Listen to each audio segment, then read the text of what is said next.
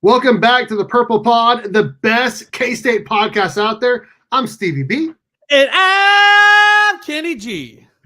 And in today's episode, we're going to be breaking out K-State versus Arizona Friday, 7 o'clock at Bill Snyder Family Stadium. We are really close to 300 subs. Make sure you guys like, subscribe, and tell your friends. Kenny Tell G, your mama. Tell your mama. That's right. Kenny G, we got a big game on Friday night, man. It's a huge game between number 15 K-State and number 18 Arizona. I don't know about you, man, but I am freaking psyched about this game. I would be lying if I was not hyped about this game. Do you want me to just give you my initial thoughts, Steve? Yes, I do. As I'm drinking out of the official K-State cup. As you are, yes. There's a word that comes to my mind when it comes to this game on Friday, and that word is redemption.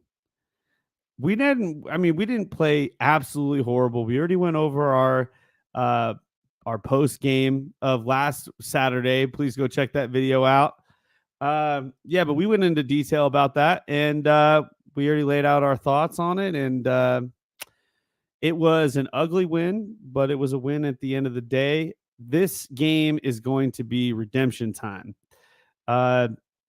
I think Avery, during his interview, looking ahead to this game coming up, it almost seemed like he was like, "Yeah, this is the game for me to really show what I can do."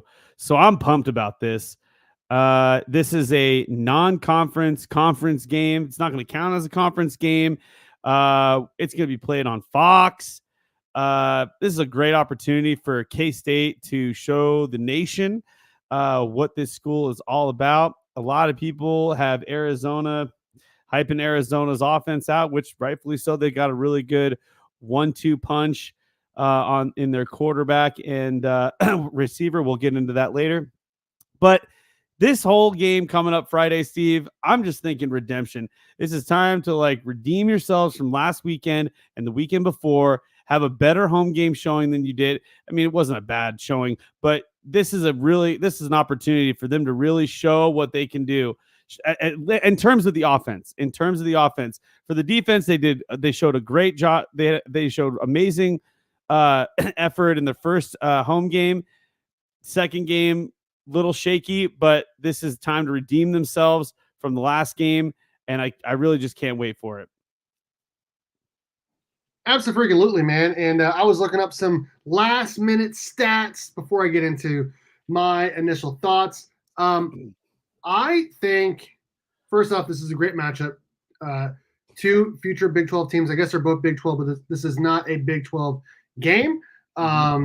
This is a great matchup. Two top 20 teams. The first time there's been two top 20 teams meeting in Bill Snyder Family Stadium for the first time since 2014. So basically 10 years. So that's crazy to think about. This should be a great game. They have a stellar offense. I'm not sold on their defense. And I actually looked up some interesting stats really quickly before we start talking about this and breaking this down. Did you know that Arizona's had 9 or 10 penalties in both of their games so far and 100 yards of penalties basically in both games? That is wow. That's crazy when you consider K-State had 0. Well, I guess really 1 that they didn't count, but 0 in the first game, and there was, I don't know, like half dozen or less in the last game. I think both teams are coming into this game thinking that they deserve to be ranked where they are, but neither one of them have really played up to their potential, up to their ranking. And I feel like we're probably going to get the best of both teams in this game. And it's very exciting because they have a great quarterback. K-State's got a great quarterback. 2 top 20 teams. It's a Friday night at 7 o'clock. I don't know what more you could ask for. This is going to be a great game, and I'm really, really, really excited to talk about it and break it down. So let's go ahead and break it down here. I got the stats that I have pulled up here. Let's take a look here, Kenny. All right.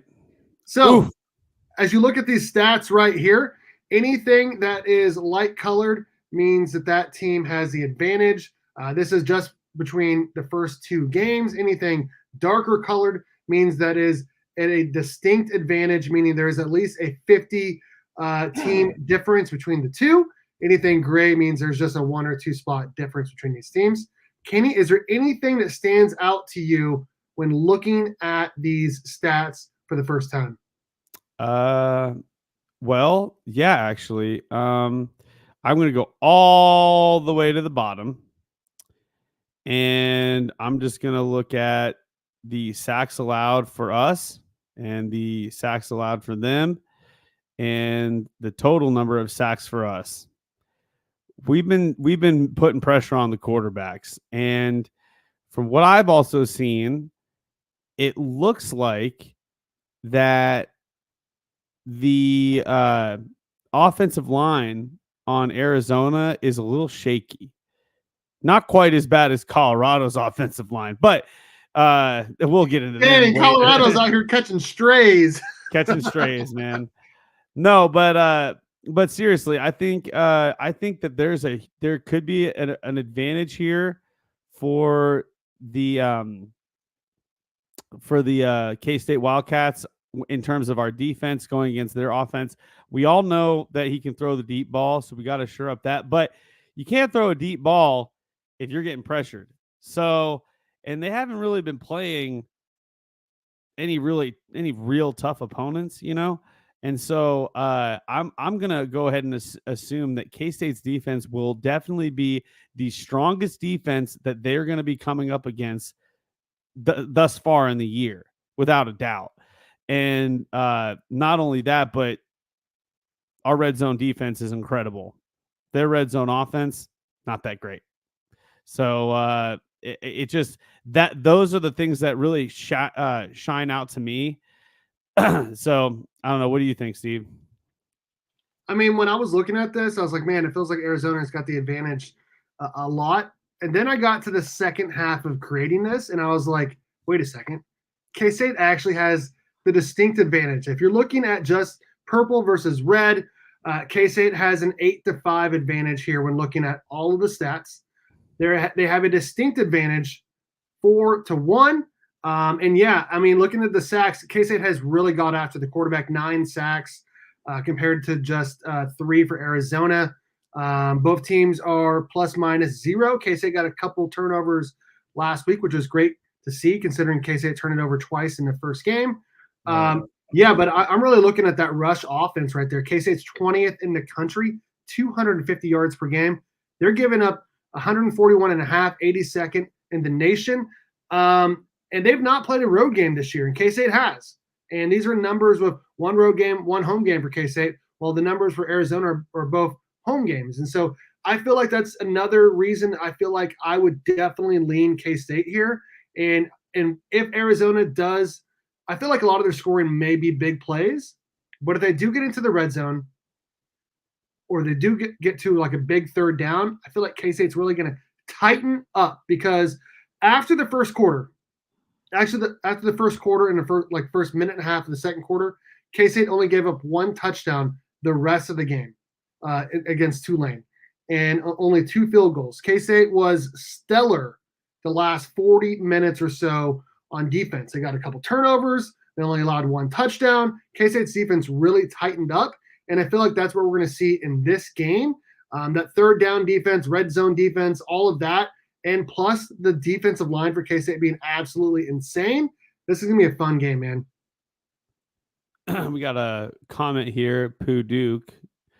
Start out establishing the run with DJ. No need to rush Avery early on. Passing game should open up.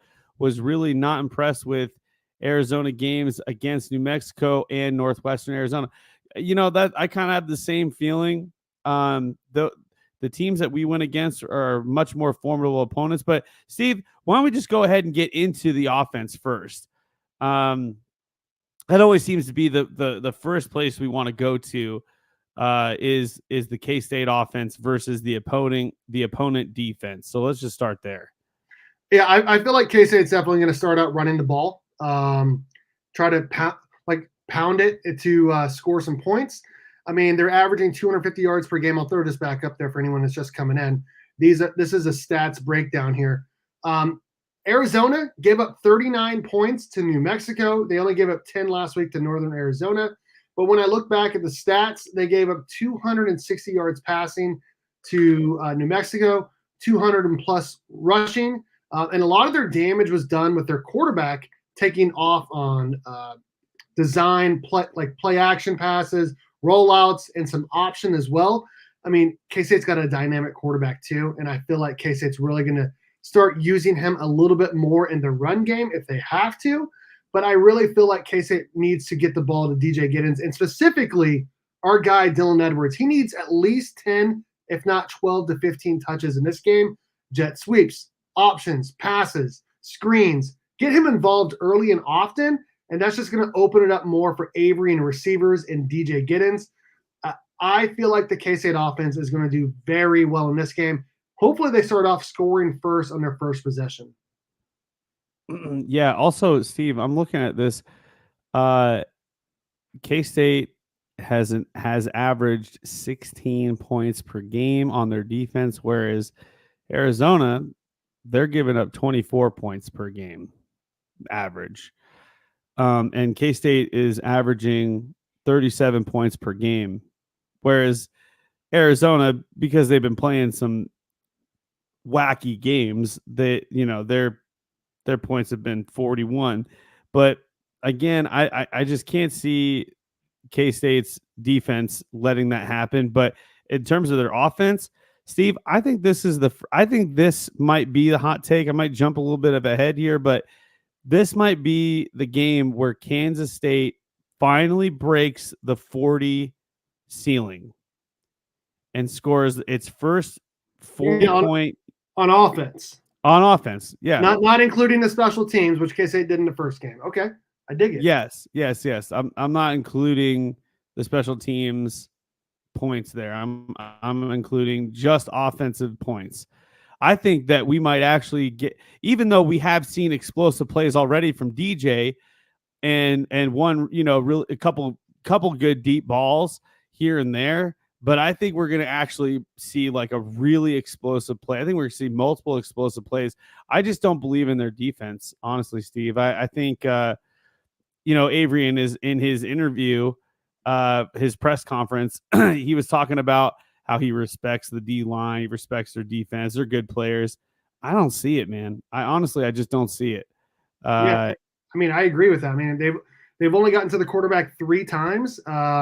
And while their defense played pretty well for the most part against Northern Arizona, they were losing at halftime. They were losing 10-6 at halftime. If K-State can emulate any sort of the same defense that Northern Arizona did in the first half, I think K-State's going to score way more than 10 points at home against a bad defense, in my opinion. Yeah, it's also at home. That's another thing we have to think about too. That's going to be a massive difference in this game. Right. This is not just a willy-nilly game. Like they're gonna, from all the flack that K-State got, I'm sure the coaches have. This is why. Sorry, I'm bouncing all over the place. My mind is going wild right now. But we were talking about how like the coaches, they were like, we need to dial this in. We need to dial this in. We need to figure out. I think Coach Klein in his press conference said it really well. He's like, we got a lot of new guys out there, and we need to know if we're coaching them right on assignments. Is it too much for them? Is it too complicated for them?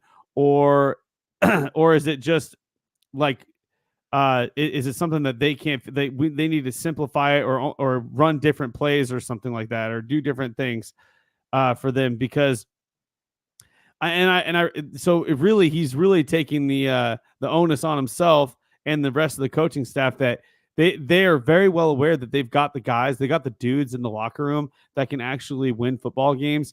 It's just, are they giving them the tools? Are they giving too much to handle? Since there are a lot of new players, that remains to be seen. We don't know yet. We'll see what the coaching staff has brewed up in this very short week, coming from Saturday to Friday. They didn't get a rest day. They didn't get to do a lot of the things that they normally do on a normal schedule. So it'll be interesting to see what changes they've made and what improvements they've made. But I'm almost positive, Steve, I'm going to call it right now. I don't think we're going to find any issues with receivers not looking at Avery No, when the he's throwing receivers the are going to be ball. on point this week. They have to be. They the have whole to be. team. I mean, Arizona is going to get your attention. A top 20 team is going to get your attention. A home game is going to get your attention. This is going to be a fun game. The only thing I feel like that could worry some people is that there is a chance K-State could be down 2 offensive lineman starters. Hadley Panzer and Carver Willis both went down against Tulane. Thankfully, K-State already plays 7 or 8 guys, and so Andrew Leingang is most likely going to start at guard instead of Hadley Panzer. He played like a bunch last week, and he's been playing a lot this year. And then at tackle, they're probably going to go John Pastore instead of Carver Willis. But hopefully both of those guys can come back. But even if they don't, I still feel like K-State is going to do decently on the offensive line. And I really feel like Connor Riley is going to be challenging those offensive linemen this week, knowing how big of a game this is, knowing how much the offense has really been talked about the most in terms of struggling. Even though K-State, I mean, they scored 27 on offense and 34 on offense this year. It really feels like this is the breakout week for this offense, and I'm excited, man. I just am. Steve, you made a really good point about their offensive line. Our biggest strength is our rushing offense, so we have to be ready with our offensive line. I mean, you can't succeed in a rush offense without a solid line. So being down in the trenches, man, we got to be good down in the trenches. And I believe that we will be, because quite frankly, I just don't think that Arizona has the dudes on the defensive side to be able to hang, to be able to hang with our K-State rush offense. I just don't think that they can do it. I mean, their D-line is nothing compared to K-State's D-line, right? Like, exactly. K-State's D-line and defense is, I mean, look at it. K-State's got 9 sacks this year, right?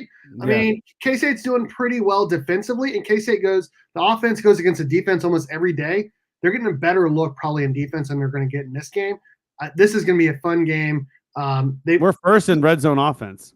Yeah, I mean, we're scoring 100% of the time. Arizona's allowing 100% of the time, so I don't expect any issues in the red zone whatsoever. We do have a question here from Puduk, or maybe really a statement. One concern for us, in my opinion, do we have the physicality and length to match Arizona's wide receiver number 4, McMillan?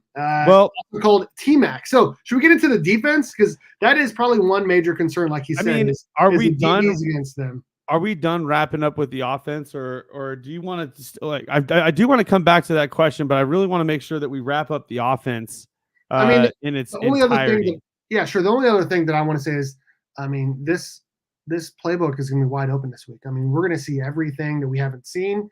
We're going to see maybe even a couple trick plays. I really feel like Avery is going to be locked in. They're going to try a lot of stuff that they've been holding back. I mean, they've been talking about for a while, but there's a lot of stuff in the playbook that they haven't even got to. And I don't know if it's because of the opponent or because they haven't got into a rhythm. I feel like that's going to change this week, man. This offense is really going to start getting going here. I have complete faith in this offense. Like a lot of people, like it feels like this game doesn't have the juice that some other like games have had. And I don't know if it's because both teams feel like they haven't played to their potential yet. I don't know if it's that or if it's because it's a Friday night game. I don't know. Me personally, I'm still pretty juiced up, man. I'm really excited about this game.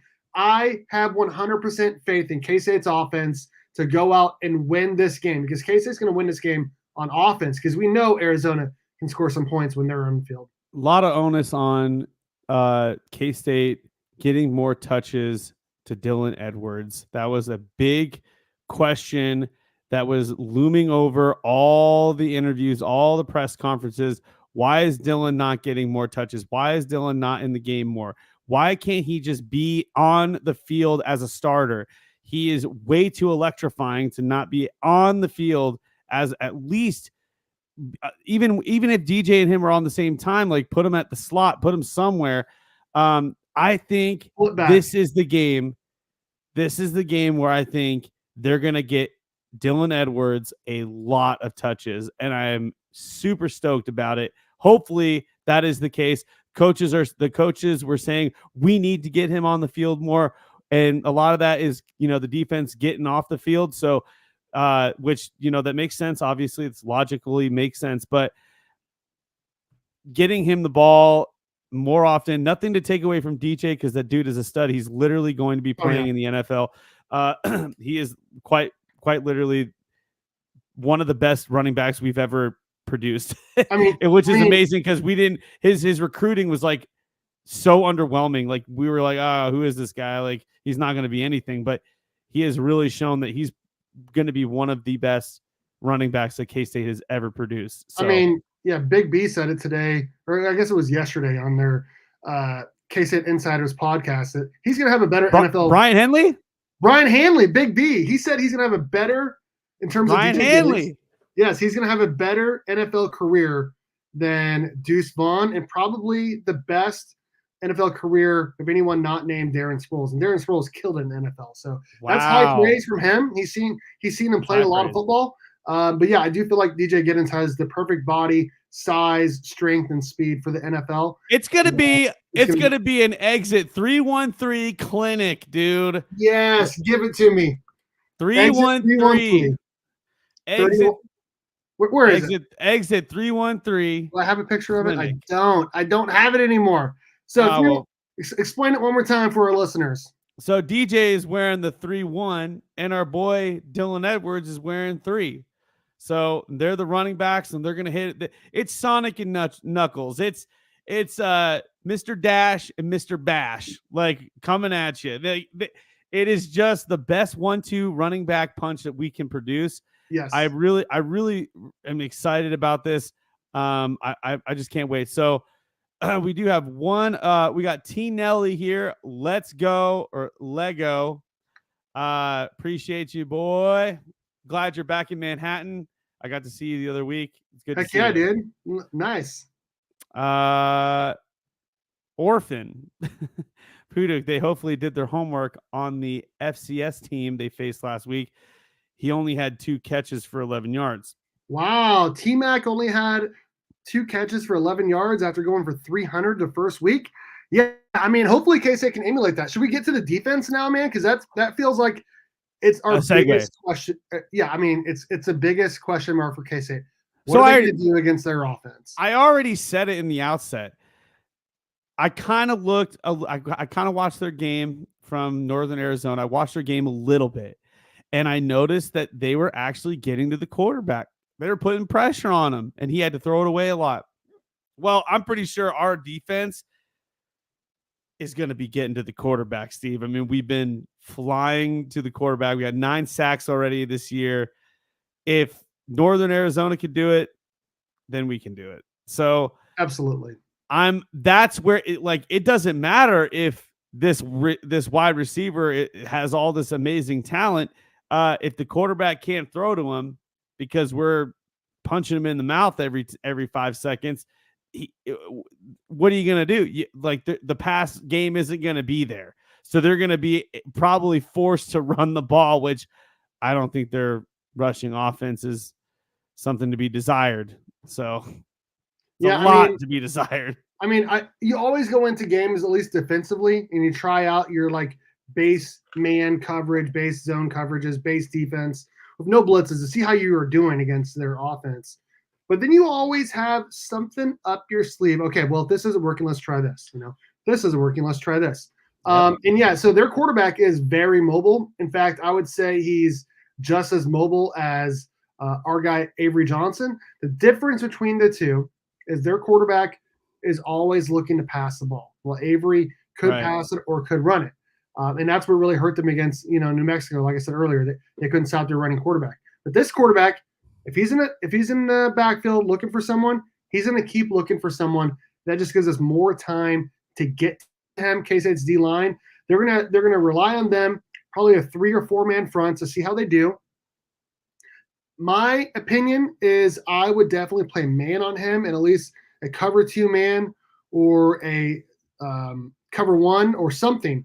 That way there's always safety help because that receiver is legit. He is the real deal. I've heard everyone saying he could be a first-round draft pick. I'm not ready to say that's true or not. He could be, but I'm not 100% behind that yet. We will see. I know he's a really good talent, but I would like to have – here's what I would do. I'd have your boy, Jacob Parrish, follow him wherever he goes. Slot. Dude, you gotta put Parrish on him and play man on him like all day long. Just stick to him like glue. And you know what? I guarantee you that's what the coaches are telling him to do. You got to put your best corner against him. And I mean, you might get beat once or twice, but right. I mean, what do you expect if this kid is as good as they say? Then you're gonna have issues either way. But Puduk Parrish's height worries me. But you're right that he is our best option. He is. I mean, the dude he's given up one catch. One catch. Teams are really afraid to throw to this guy. Like they really are. And I don't think the height matters to me at all, honestly. No, not if he can make up for that in his vertical. He makes good tackles. He's on the guy he barely ever gets burned. He plays physical, man. He's good. I mean, if we can have someone, VJ Payne, Jordan Riley, Marquis Siegel, somewhere to back him up there, I'm no problem with that. I worry about if we have someone other than Jacob Parrish on him, Keenan Garber or any of the backups. That's when I start getting a little bit worried.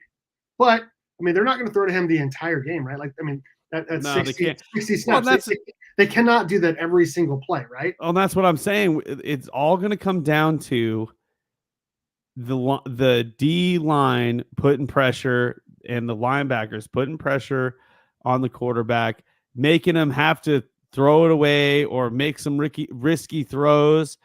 I really think that's what the game plan has to be. You can't allow the talent to shine, in the way that they are going to be able to shine in. You want to be able to stop that, prevent that from happening as much as possible. And how do you do that? Well, you got to put pressure on them. And I think we have the dudes to do it, honestly. I mean, there's no doubt about it. Like, I think the D line especially wants to redeem themselves from last week's performance. So I think they're going to come out and pop some people in the mouth, especially being at home. I saw a stat. I'm going to try to pull it up here really quickly about one of K-State's linebackers, Austin Romaine, which he had a great game last week. Okay, here it is. I'm going to pull it up really quickly. We'll put this away, share screen. Here's what it says. This is from Parker Eves. After 2 games, Austin Romaine is the second highest graded linebacker in all of FBS with an 89.6 grade per PFF. Hashtag K-State football. That's insane. Like, I knew he was playing well. Like, wow, we all saw that, but that is insane. I did not realize he was playing that well. That's a huge step up from him from a year ago where he was really forced into action. He was a true freshman last year. Yes. Dude, this guy is insane. Like that, dude, there's no way that this was on anyone's bingo card coming into this season. Austin Romaine was like a good linebacker, but you have to understand he was filling in the shoes of Jake Clifton and Daniel Green. And Daniel Green. That is a big ask for anyone.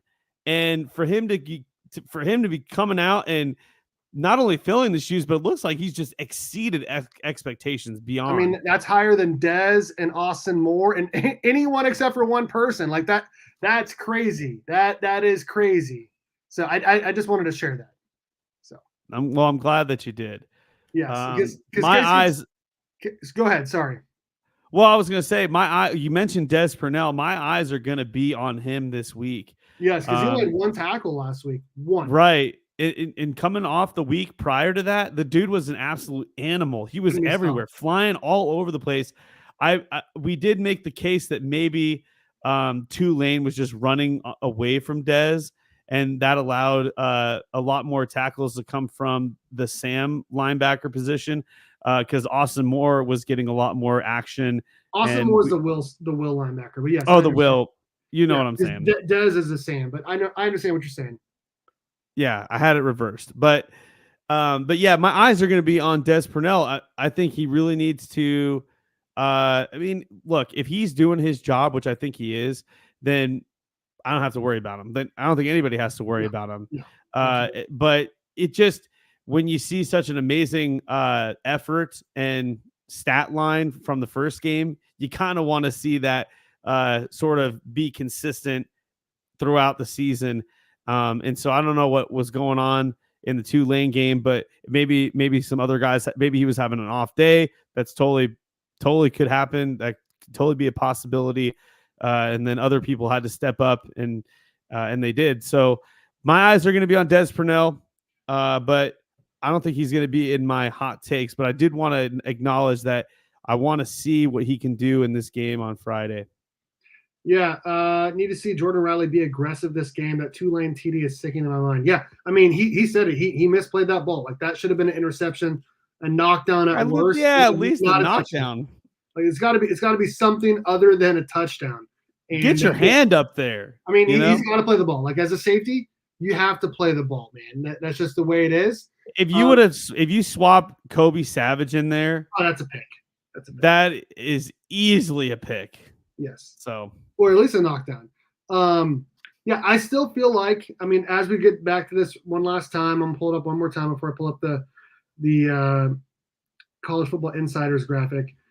Right. I still feel like as you look at their rush offense versus our rush defense, you got to make them one-dimensional. I mean, yes, their passing game is electric, but if you can make them go away from the run, I mean, when you pass a ball, you can only do three things, right? You can incomplete, you can complete it, or interception. So 2 out of those 3 are bad for the offense. So if you can make a team one-dimensional, try to play from behind, as K-State hopefully is scoring more on offense, I think good things are going to happen. So keep shutting down the rush offense, and good things are going to happen for the K-State defense. Yeah, I just hope that, I mean, we just seem like we're firing off here, but my hope is just kind of slow things down a little bit, let the listeners catch up. My hope is that when K-State is laying the smacka down on Arizona, and we're like nailing them for tackle for loss, and then we get into this 3rd and long position, I do not want to see an explosive play out of nowhere. I agree. That is going to be the most frustrating thing if we see that on Friday, because we saw it last week, and you better believe Clanderman was on his defense about making sure that did not happen again. We cannot be 3rd and 20 and then let them have a 40-yard play on like explosive play happen. We can't let that happen. So I think K-State's going to get after him. They're going to put the pressure on them. I just hope that when it gets to 3rd and long, we continue to put the pressure on them, and also remember our assignments on the secondary. Please. I agree. I'm excited for this, man. I really am. Well, can't wait to see what Clanderman can do. Should we pause the In Clanderman We Trust merch line, or what's happening there? We might have had to put a pause on the production in the first half of the last game, but production fired right back up in the second half. So we are good to go. You totally redeem yourself. That's right. All right, let's take a look at this College Football Insiders prediction, looking at stats and efficiency.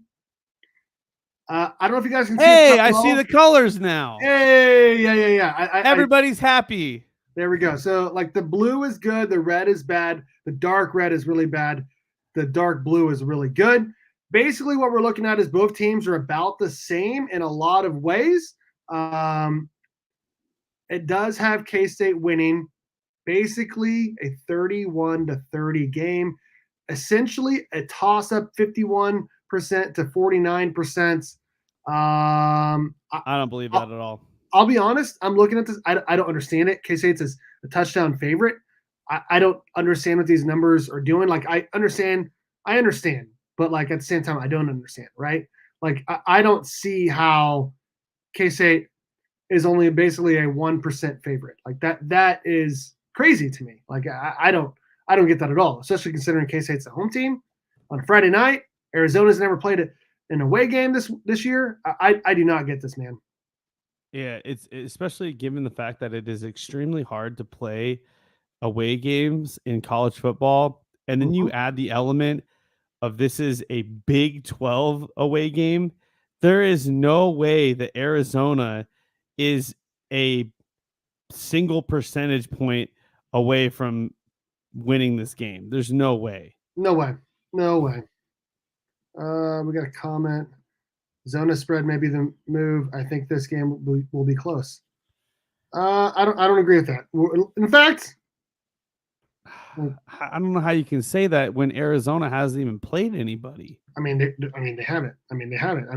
I personally think Tulane's going to go to Oklahoma and win this week. Honestly, but that's a whole nother story. Is it time to get? I think OU is not. They're not all that. They're not there. I mean, they lost their coach, and yeah, they're not the team they were last year. No. So, is it time to get into our prediction here for K-State, Arizona, and our hot takes? Do you want to go first, or do you want me to go first? Well, I'll go first. Hot take is pretty hot. Well, I'll go first because I kind of already gave it away earlier in the video or in the stream. I said that this was going to be the game that K-State breaks 40 points on offense, and they're going to be doing it all on the ground. So I want to say 45 K-State to 21 Arizona. Dude, you about have the same score as me, man. Like I've gone back and forth, like close game, not close game. All of them have K-State winning, right? Like I do not see a way that Arizona wins this game. They have a good offense. They've not played a road game. They do not have a good defense. I mean, they give up 40 to friggin' New Mexico, right? I have K-State winning. Yeah, I agree 100%. Yeah, I mean that would be amazing. John Schaefer, hot take. Avery has more rushing yards than T. Dude, who is this guy? John S. We got to get John him on. Schaefer, I love it, dude. We got to get him on the call, man. He's coming up with these hot takes. Yeah, I mean, as long as K-State wins the game, I don't care if it's by 1 or 100, right? But if I have to give a score prediction for this game, I'm with you, Kenny. I think K-State drops 40 points in this game.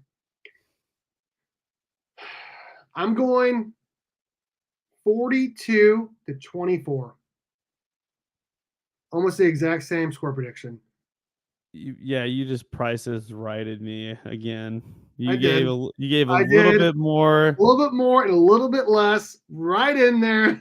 Yeah. Which, by the way, I'm taking the outside. You're taking the inside. Before we get into our hot takes, I won the hot takes last week, man. I called it. That is right. We got to crown you. We got to crown. I said in both. I said it was going to happen late in the game when the other team was trying to come back, and both of those happened. So I almost got the score prediction right for the Cats. They almost got 41, and that was what I predicted. But they for whatever reason they would have gotten a touchdown if they would have called the dang fumble in our favor. Oh, dude, that was 100% a fumble. That would have been a touchdown. Every angle, it was a fumble. Every angle was a fumble. What's your hot take? Wait. Oh, we're going straight. I was gonna have you go to the hot takes first. Okay, I'll go first. All right. John Schaefer says K-State gets another. Will K-State get another non-offensive touchdown? Yes. Maybe not this game, but I got two. One on offense, one for special teams. I'm leaving defense for you, so hopefully you got something good. I have K-State rushing for 300 yards in this game. K-State's going to have 300 rushing yards in this game. And a non-offensive touchdown. Whether that's a pick six, punt return, kick return, fumble return, scoop and score. K-State's going to score somewhere that isn't the offense. That's my very interesting. Offense. What do you got? Okay, so offensively, let's see here. I always like to go very specific with my hot takes, as you know, Steve. Yes, you are very specific. I'm going to say with my 45 points, I'm going to say 3 touchdowns go to DJ. Wow. 2 touchdowns go to Dylan. And a touchdown goes to Avery, all on foot.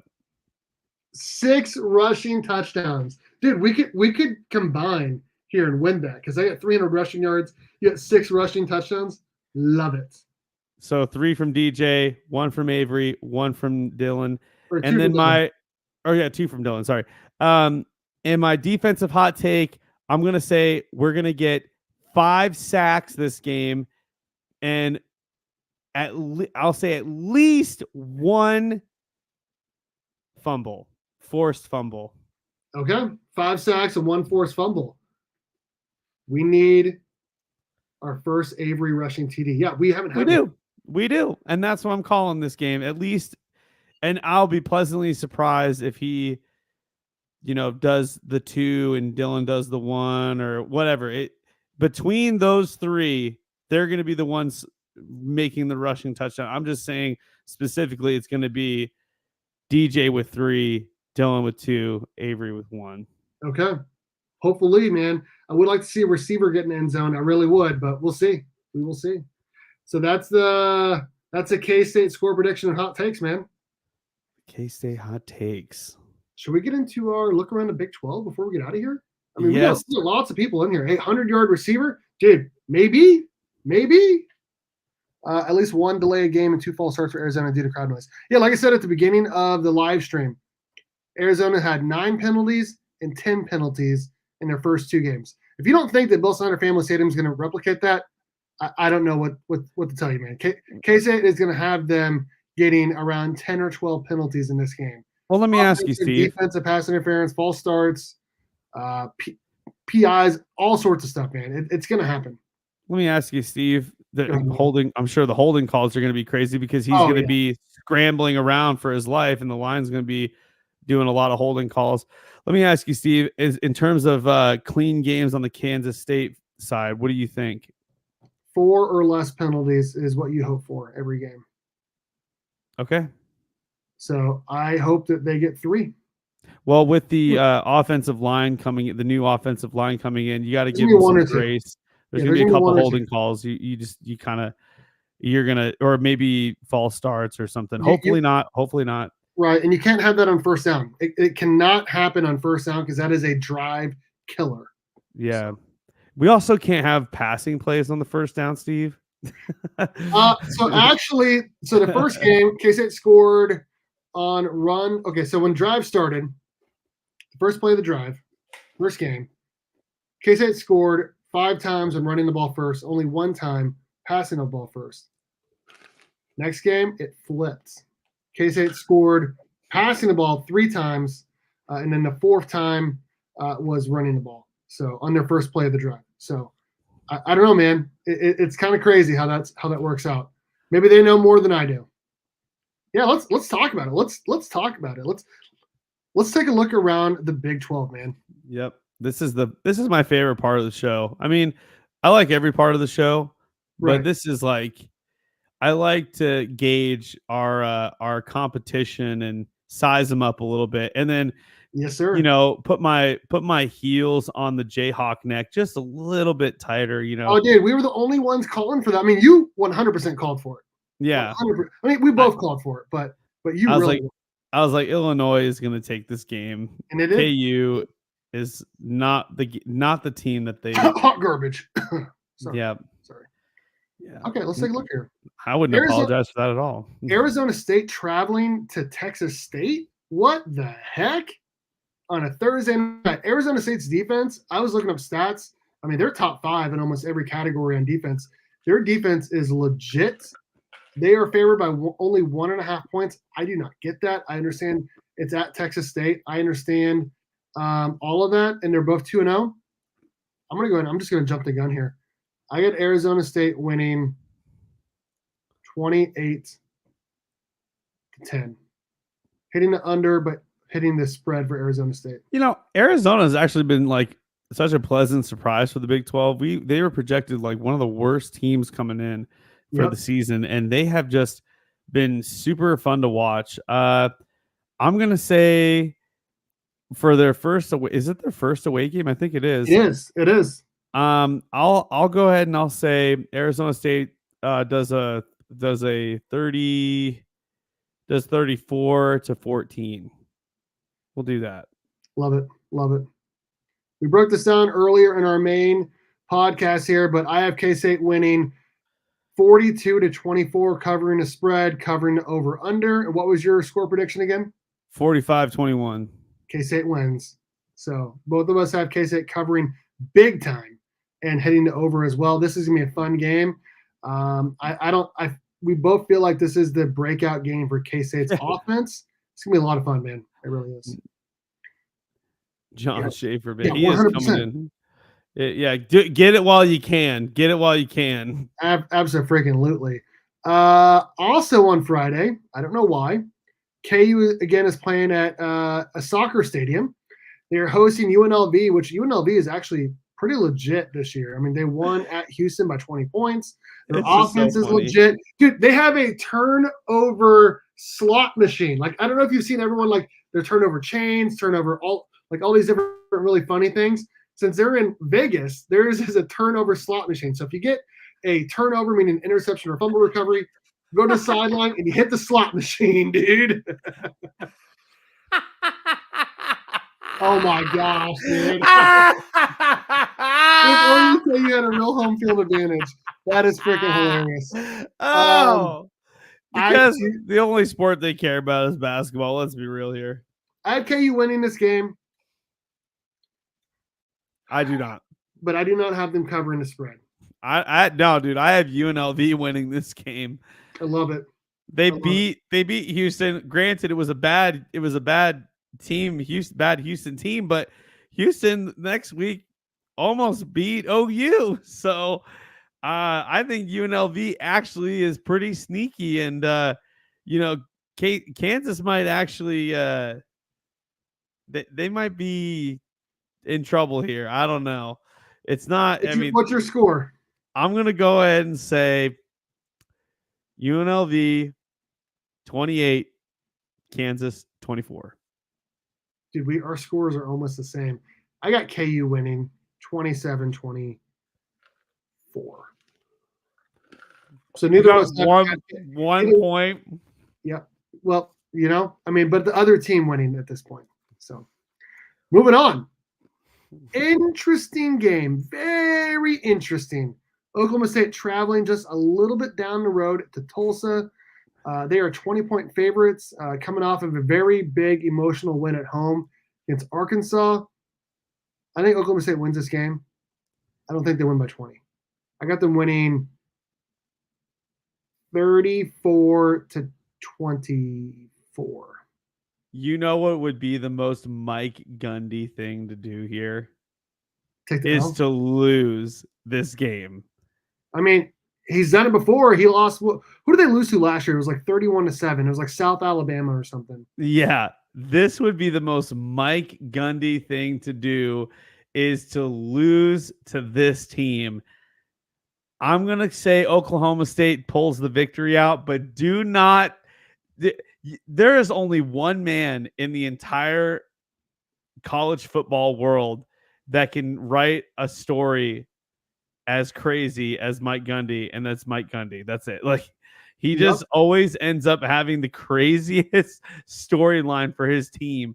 I'm going to go ahead and say Oklahoma State, they're going to win the game. I really hope that Ollie Gordon pulls it together. I think their offensive line is probably the issue, but that remains to be seen. Ollie Gordon probably going to be breaking 200 yards this game, hopefully. It's going to be Oklahoma State 36, Tulsa will give you 10. Oh, so you do have them covering and winning. Okay, all right. OSU wins, but Tulsa covers easy. Tulsa dropped 62 last week, says John Schaefer. Interesting. That's the most Mike Gundy thing to do, though, is to lose this game. That's true. That is true. I'm just letting the record know right now that even though the smart move is to pick Oklahoma State, but my heart is saying that Gundy's going to throw this game. I know it. I feel it in it could my happen, gut. dude. It could happen. Cincinnati going to Miami, Ohio. I cannot pick Cincinnati at this point. They gave up a 3-touchdown lead in the fourth quarter. Cincinnati favored by 3.5. I don't see that. I don't know what Miami has. I can't pick for Cincinnati at this point. I'm going to get Miami 24, Cincinnati 23. I want to go Miami 21, Cincinnati 14. I mean, we're just not buying a sauce in Cincinnati ever since. I mean, a couple years ago, they went to the college football playoff. What happened, man? What happened, dude? Like, I have no idea what's going on with their program, but it's not where it needs to be. And we both have them losing, dude. We do. North Texas going to Texas Tech. Another team that, I don't know if I can pick Texas Tech to win this game, dude. I'm not. Texas Tech. I'm not going to do it. I'm not going to do it. North Texas, 38. Texas Tech, 35. Okay. I gotta give Texas. I think a lot of Texas Tech fans are going to be at this game, so I want to give Texas Tech a little bit of breathing room here. I'm gonna say they're gonna win the game. I'll say Texas Tech. It's gonna be one of those crazy games where they're gonna score like 45 points, and then North Texas over is under, gonna, dude. Look at over under. It's like 70 points.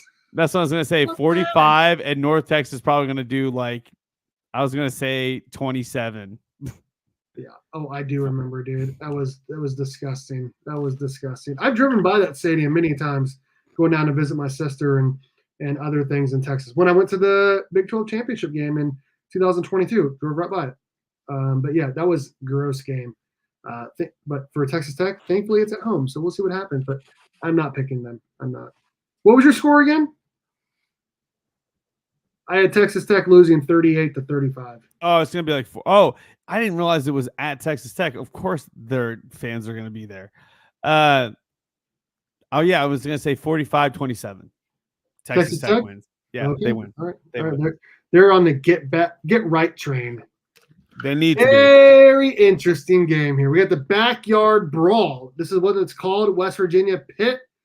I don't know what to think of this game. Pitt came back from 3 touchdowns down against Cincinnati. I feel like West Virginia is the better team, but I felt like that the last couple of years, and I still lost. It's in Pittsburgh. I'm gonna say, Kenny, you go first. I'm just gonna pick West Virginia to win. I think that after they won their first game, they know, like, they got the win under the belt. Now they can actually focus on just getting better and not have to worry about not having a win. So I think the pressure's off them now. I think they can play a little bit more loose. So I'm going to say West Virginia wins this game. It's probably going to be like a 27-21 game. It's going to be tough. I think they're going to be physical. I don't know if it's going to be a 60-point game, but a little bit less than that. I'll say, 27-21. All right, I'm going to go West Virginia 26-21. Fair enough. Both of us have West Virginia winning, covering the spread, not hitting the over-under. I just had to do that. I thought that was funny. Utah at Utah State. Man, a lot of Big 12 teams are playing on the road this week. K-State got their road game out of the way last week, so I'm pretty happy to see that everyone else is finally playing on the road.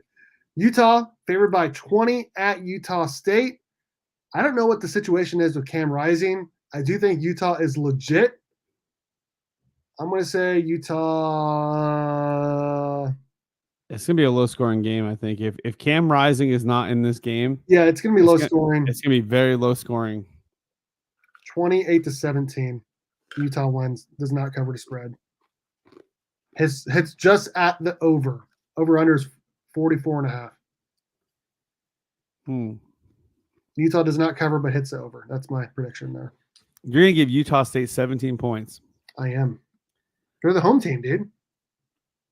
Utah State's had a decent program the last 10 years or so. Decent program. I don't know. John Schaefer says West Virginia drops another one here. Feels like Utah and K-State are going to have a real nice rivalry going these next few years. I agree.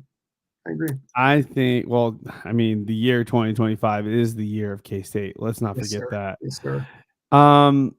Yeah, I don't think I think Utah's defense is just way too much for Utah State. I'm going to say that Utah State is held to a field goal.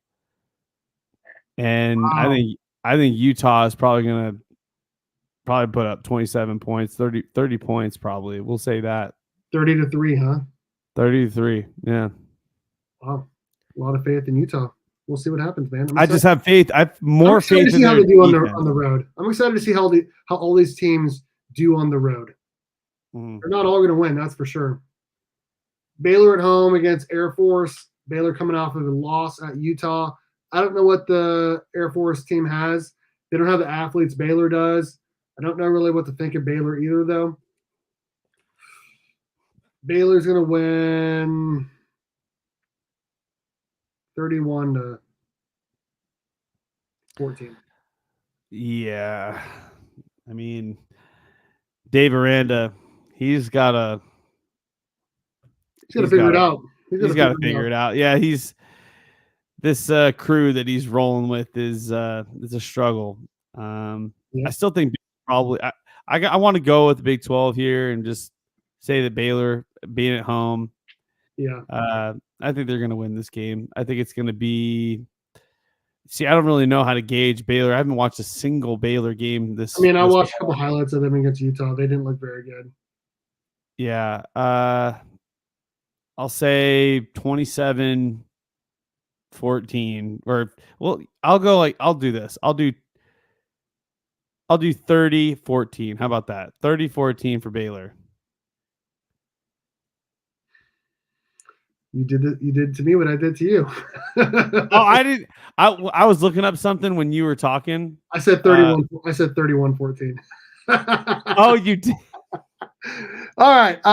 Big game. Hey, that just means that you and I are on the same wavelength. I was not paying attention to what you. Yeah. Well, and Saturday, you and I got our first volleyball game, dude. We got to be on the same page, right? We got to be on the same page. Of course.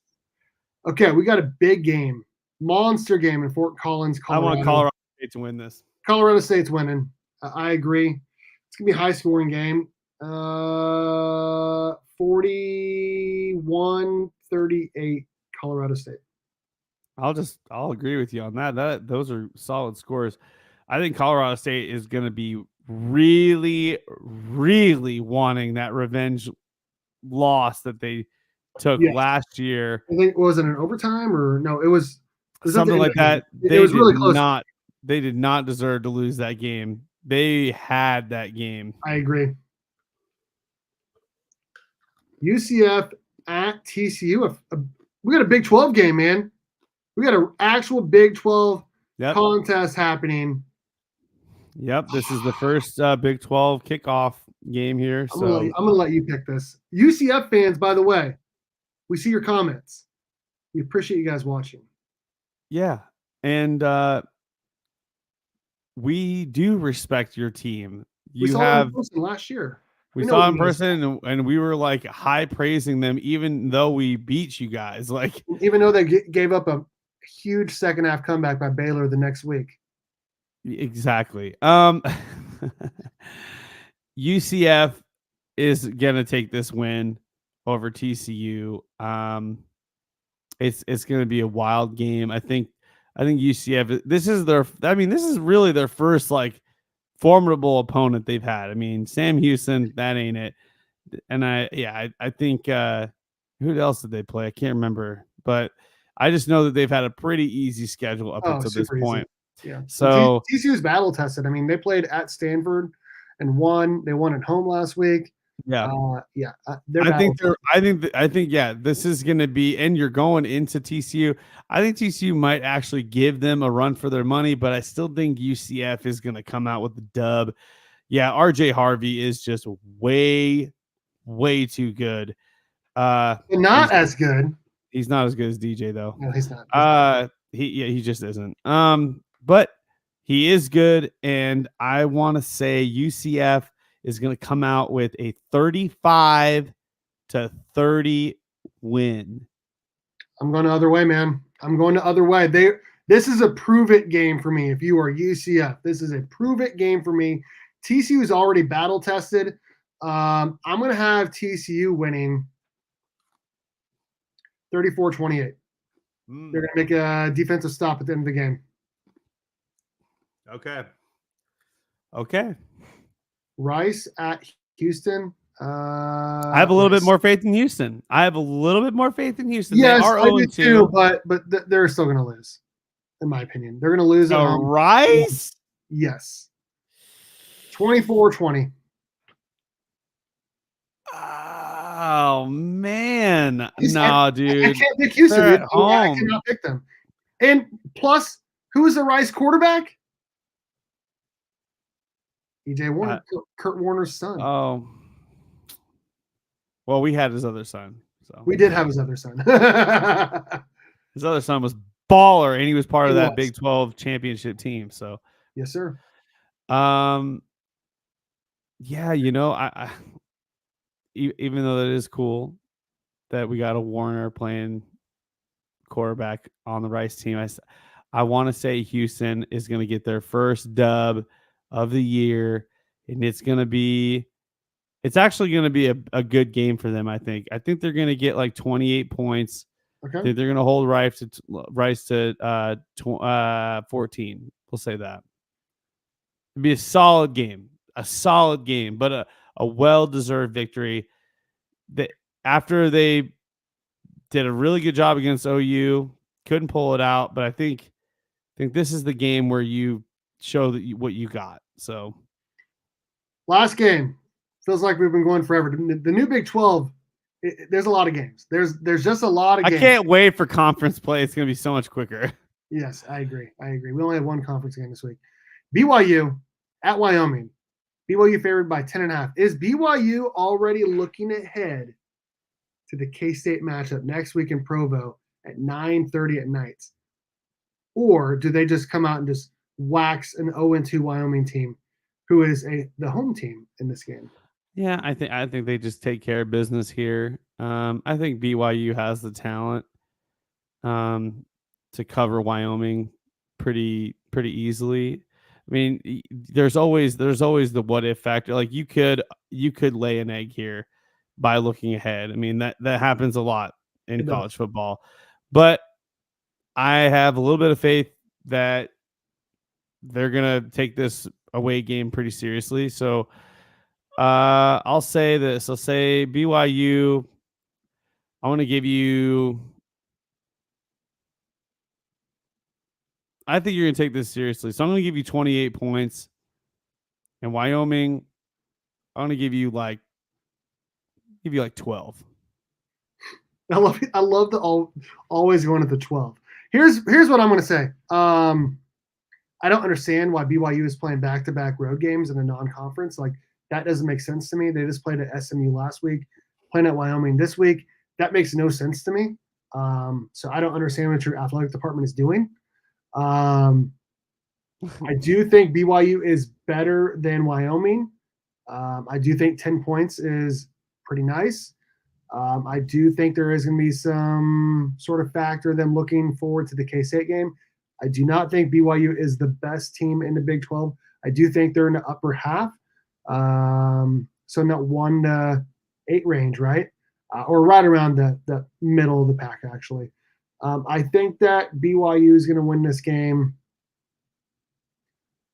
24-13, covering the spread. But not the over. All right. So that is the Big 12 picks for week 3. Man, it takes a long time to get through that, but we got through it. We had the fans, the viewers stick around for the whole thing. Yes, we appreciate did, you guys. We love the interaction. Makes the show so much more fun. Absolutely. We try to engage. Oh, wait a second. Steve, we have one more we got to do here. Okay, let me pull it up. Give me just 1 second. We got one more that we got to do here, Steve.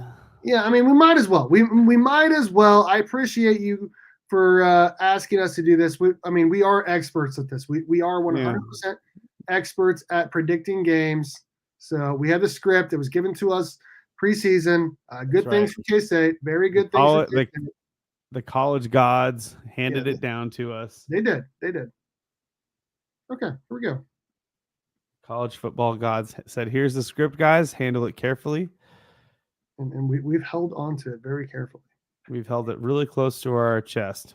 Dude, I do not understand this line of Oklahoma being favored by 13.5. I do understand the over-under. Here's what I think. Tulane covers that. The over hits. Tulane, 2 touchdown dogs. They're going to win 34-31. Ooh. At OU. I have a little bit more faith in their. I have a little bit more faith in their defense. Tulane's defense? Yeah.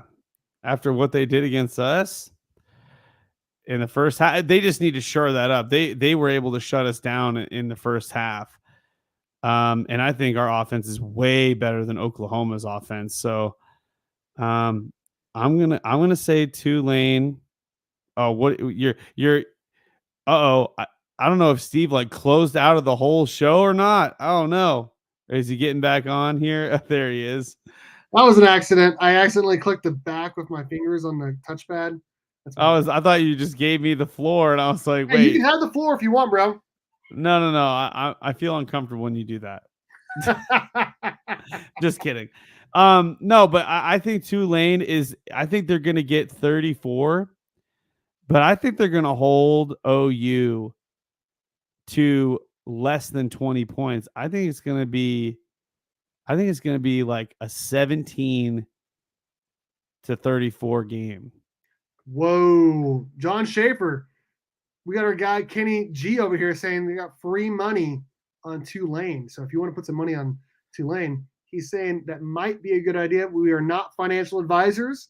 Wait. He said ASU is. I know, but if you're picking Tulane to win by 3 scores, you're basically saying that's free money. I mean, we're not financial advisors, but we do have the script. We have the script. I think last week K-State was going to get two turnovers late in the game, pick, fumble recovery, and it happened. I think OU is lucky to get out of that Houston game, and they were. And so I'm not sure what's going on with OU. There's no reason to be that close against a horrible Houston team. Oh, 100%. So that's and I believe that Tulane, especially what they did against us, dude, if their receiver and quarterback can link up like that, holy smokes. And you know what the best part about this is, Steve? We get to watch K-State play on Friday and then watch kicker up the rest of the weekend. Yeah, just chill the rest of the weekend and watch the rest of the teams stress out over there. The rest of the fans stress out. So that's really cool. And I'll be definitely looking forward to that Tulane OU matchup. I really want to see how that really plays out. So thanks, Orphan, for keeping us in check there and letting us do that. So, Steve, it was a long episode, but it was a fun episode. It was. You and I are both extremely pumped for this Friday. I get a soccer game that I got to coach. You've got we both got a volleyball game to coach the next day. Yep, so it all kind of all worked out. You know what I mean? Absolutely. We got our last volleyball practice before our first game. Last practice is tomorrow, and we got our first game on Saturday. It's going to be a lot of fun. And I'm excited to see the following weekend. The K-State game is really late in the day, so it doesn't matter when our volleyball game is. So we should be all good. So that's right, man. And then that will be conference play kickoff, which is when everything gets real exciting. Yep. And you guys on the road, of course they do. And all of you guys watching this, watching the stream, we are going to be back on Sunday. So maybe we might be back on Saturday, perhaps. I don't know. I mean, we might do a quick reaction like we did after the Tulane game. That was pretty fun. It got a decent amount of views. So yeah, it got some good feedback on it.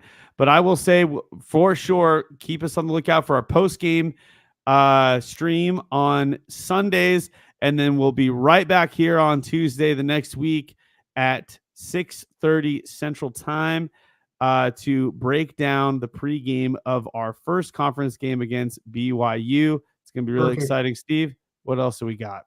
That's it, man. That is it. Appreciate your channel, guys. Take care. Thank you, Pooh Duke. That's all we have. Thanks, everyone, for watching. What do we got to say here, Kenny? What do we got to say? Go Cats! Go Cats, baby! Daily Platform.